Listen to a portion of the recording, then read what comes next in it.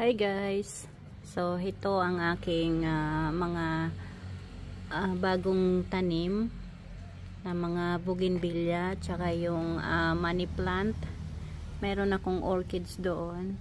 So didiligan ko sila gamit ang hugas bigas.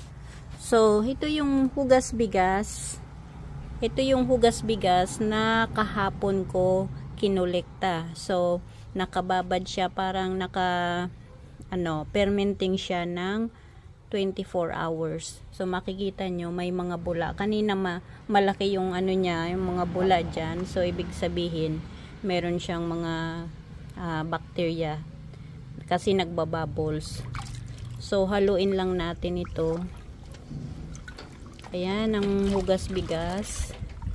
Napakaganda nitong pangdilig sa mga halaman. Ayan, ready na itong pangdilig. Bigyan ko ito ng pangdilig.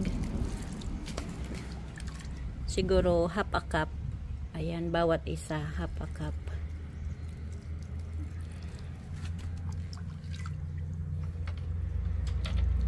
So, ito nga pala guys, nakita nyo yung mga white powder dito.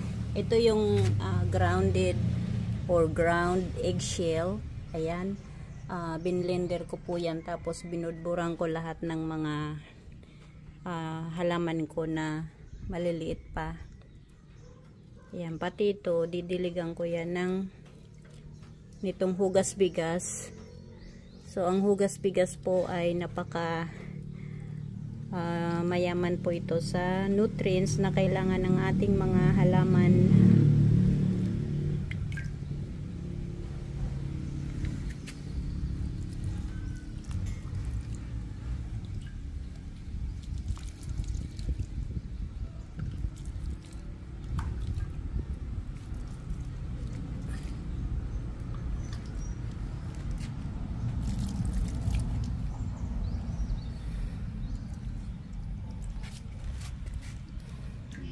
Ayan, pati yung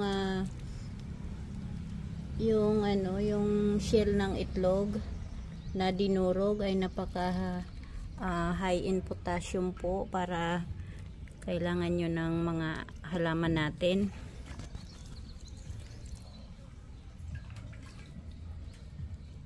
Ayan. Pati itong mga ground orchids ay lagyan din natin.